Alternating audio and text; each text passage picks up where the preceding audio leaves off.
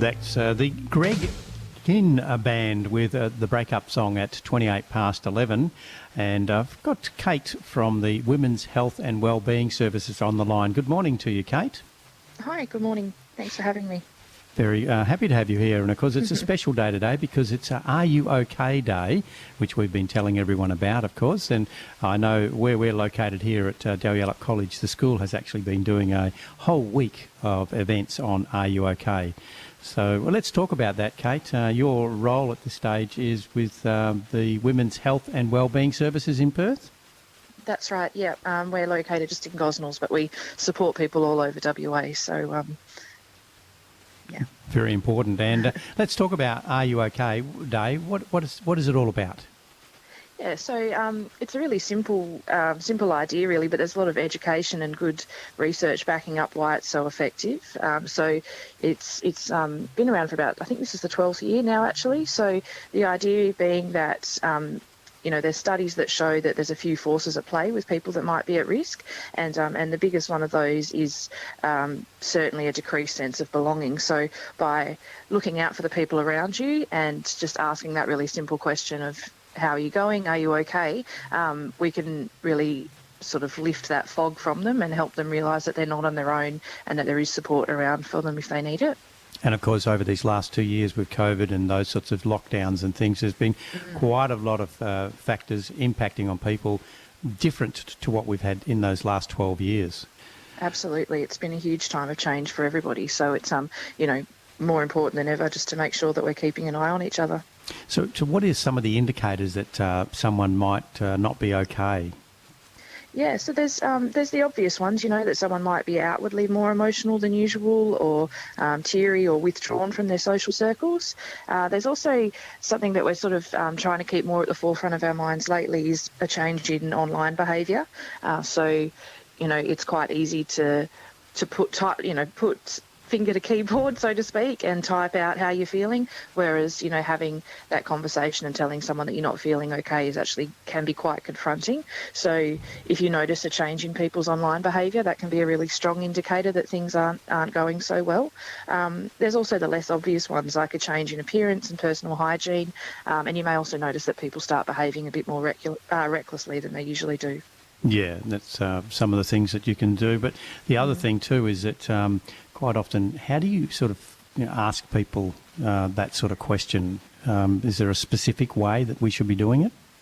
Yeah, absolutely. It's a huge. It sounds like a simple question, but it's quite a huge.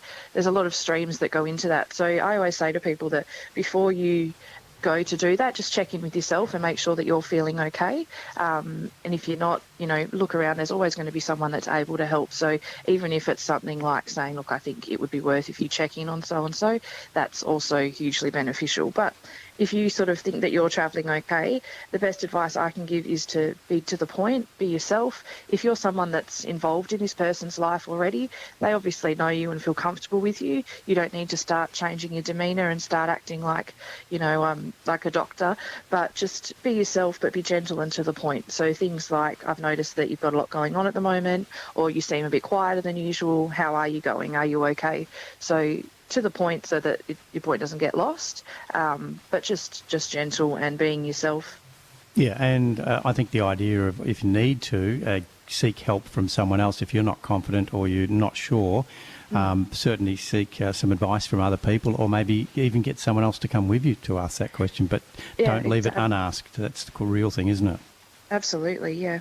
There's a lot of fear around asking someone if they're okay, and fear is something, it's in every day of our life. It's something that we all deal with as humans. We're meant to deal with fear, and it's the what if.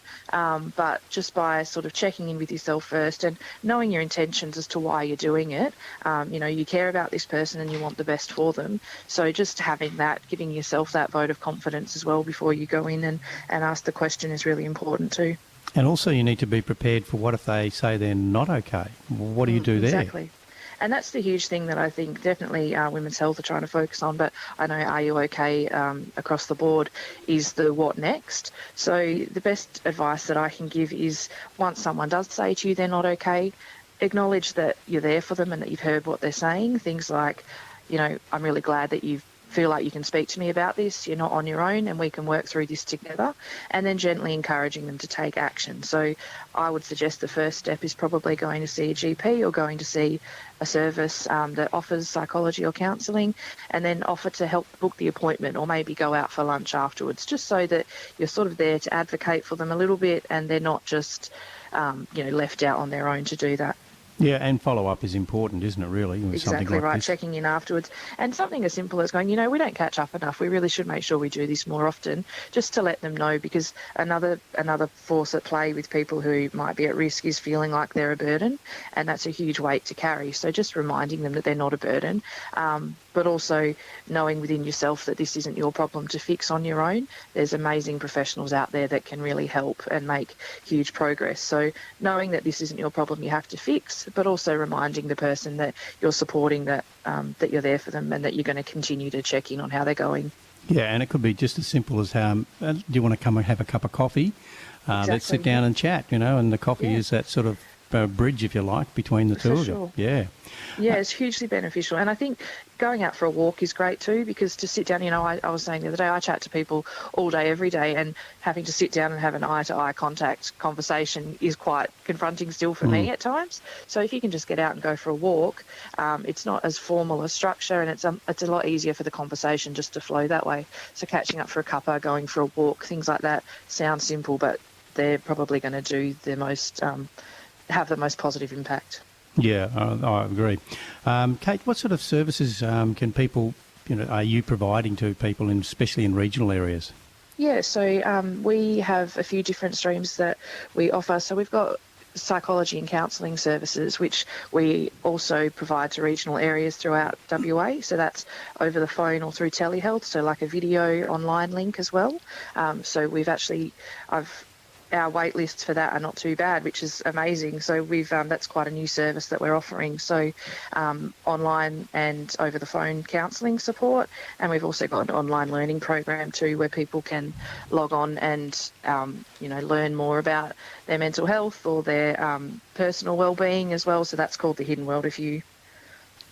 So if people want to go online, what do they Google women's health? Find us? Women's health so and wellbeing services. That's the one, but I can give you our web address. So that's got lots of W's in it, so bear with me. It's www.whws.org.au, or you can always give us a call as well on 94902258. Thank you very much, Kate. And what was that website again? whws.org.au. So if they Google WHWS, that would probably get them. You'll find us that way, definitely. Yeah, that's easy. For driving in the car, just remember WHWS, that's Women's Health and Wellbeing Services. Thanks for your time, Kate, today, especially with being Are You OK Day. Hopefully there's some advice and some suggestions there for people today. Yeah, absolutely. Thanks for having me. No worries. Here's Simon and Garfunkel with a classic Bridge Over Troubled Waters.